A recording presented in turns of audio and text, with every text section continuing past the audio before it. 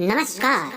आप देख रहे हैं मकर संक्रांति पर निबंध कैसे लिखें। You are watching A to Z study point.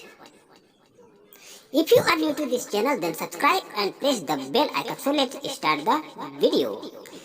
Please subscribe. Please subscribe. Hello नमस्कार बच्चों, आप सबका का स्वागत है आपका प्यारा channel A to Z study point.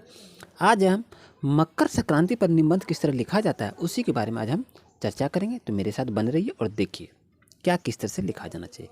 लिखा है कि प्रस्तावना सर्वप्रथम लिखना है कि हमारे देश भारत के प्रमुख त्योहारों में से एक त्यौहार है।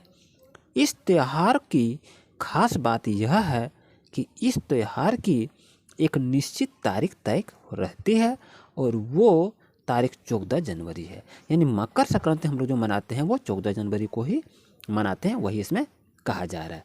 उसके बाद क्या कह रहा है, वो कब मनाया जाता है, इसका पॉइंट है कब मनाया जाता है। देखिए, मकर संक्रांति सूर्य के उत्तरायण होने पर मनाया जाता है। जब सूर्य उत्तरायण होकर मकर रेखा से गुजरता है तब मकर संक्रांति मनाया जाता है। मकर संक्रांति का संबंध पृथ्वी के भूगोल और सूर्य की स्थिति पर निर्भर है और जब भी सूर्य मकर रेखा पर आता है तो वह दिन होता है 14 जनवरी का। अतः हम लोग क्या कह सकते हैं, वही दिन मकर संक्रांति का होता है, यही इसमें कहा जाता है। अब देखिए इसमें से क्या कहता है ज्योतिष का भी क्या विचार है। तो ज्योतिष का भी विचार क्या होता है उसी के बारे में भी देखना है ना। ज्योतिष लोग क्या कहते हैं, तो ज्योतिषों के अनुसार क्या होता है, ज्योतिष की दृष्टि से देखें तो इस दिन सूर्य धनु राशि को छोड़कर मकर राशि में प्रवेश करता है और सूर्य के उत्तरायण की गति प्रारंभ करता है। उसके बाद क्या कहता है, मकर संक्रांति के अन्य नाम भी क्या हैं।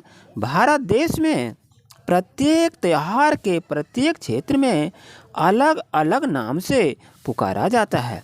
जैसे आंध्र प्रदेश में, केरल और कर्नाटक में इसे संक्रांति कहते हैं, यानी मकर संक्रांति को संक्रांति के नाम से जाना जाता है और तमिलनाडु में इसे पोंगल के नाम से जानते हैं। तो यहाँ क्या कहता है कि असम में इसे क्या कहते हैं, इस पोंगल के नाम से जाना जाता है और इसे क्या कहता है, असम में इसे बिहू के नाम से जाना जाता है और हर प्रांत में इसका नाम और मनाने की तारीख भले ही अलग हो परंतु मनाने की खुशियाँ और मान्यता एक ही है। यानी ये मकर संक्रांति सभी क्षेत्रों में अलग अलग ढंग से अलग अलग नामों से भी इसको जान पहचान कर इसे मनाया जाता है। अब देखते हैं क्या कहता है यहाँ पर कि मकर संक्रांति और पकवान क्या होता है इसमें से।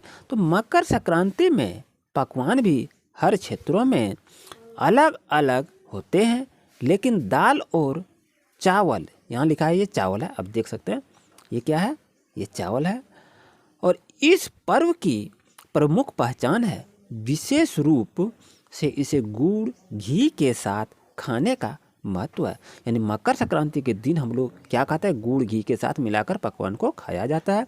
इसके अलावा तिल और गुड़ का भी मकर संक्रांति पर बेहद महत्व है। यानी हम लोग तिल गुड़ का लडुआ बनाकर खाते हैं, पूजते हैं और देवी देवताओं को चढ़ाया जाता है। और यहाँ क्या कहता है मकर संक्रांति, अब देखिए यहाँ क्या लिखा है, मकर संक्रांति और स्नान दान क्या होता है। तो मकर संक्रांति को स्नान और दान का भी पर्व भी माना जाता है। इस दिन तीर्थों एवं पवित्र नदियों में स्नान का महत्व है और हम लोग क्या करते हैं, नदी में नहाते हैं, जहाँ जहाँ फेमस जगह हो वहाँ नहाते हैं और साथ ही तिल गुड़ खिचड़ी फल एवं राशि के अनुसार दान करने पर पुण्य की प्राप्ति होती है, ऐसा भी कहा जाता है। और इस क्या कहते हैं, इस दिन दान देने से सूर्य देवता प्रसन्न होते। कहा जाता है कि इस दिन जो 14 जनवरी को होता है, कोई दान देते हैं तो सूर्य भगवान प्रसन्न होते हैं, इसलिए इस दिन दान देने की परंपरा भी है। यहाँ दान भी दिया जाता है, एक दूसरे को दान देना चाहिए। अब पतंगबाजी का क्या महत्व है। कहा जाता है कि मकर संक्रांति हर्षोल्लास के त्यौहार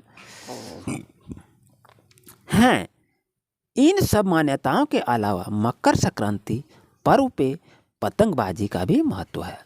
अब अंत में क्या लिखेंगे? उपसंहार। तो इस प्रकार मकर संक्रांति पूजा पाठ को महत्व देता है, साथ ही स्नान और दान प्रदान करके पुण्य कमाने का दिन भी होता है। तिल गुड़ खाकर मीठा बोलने का महत्व है और इसलिए मकर संक्रांति के दिन पूजा पाठ, दान, स्नान और पतंगबाजी का भी महत्व है। इसलिए कहा भी जाता है, मीठा मीठा खाइए। क्या कहता है? मीठा मीठा खाइए और मीठा मीठा बोलिए। मेरे प्यारे बच्चों, दोस्तों, साथियों, आप कभी भी कड़वा नहीं बोलेंगे। आप लोग मीठे मीठे वचन से इसे बोलेंगे। उम्मीद है आपको ये वीडियो काफ़ी हेल्पफुल होगा। आज 14 जनवरी है, मकर संक्रांति है। खूब सारे लड़ुआ खाइए, खुशी मनाइए और आनंद मनाइए। नेक्स्ट क्लास कल पुनः फिर आपके साथ हाजिर होंगे। मेरे वीडियो को अंत तक देखें। Thank you for watching my video. Thank you for watching my video.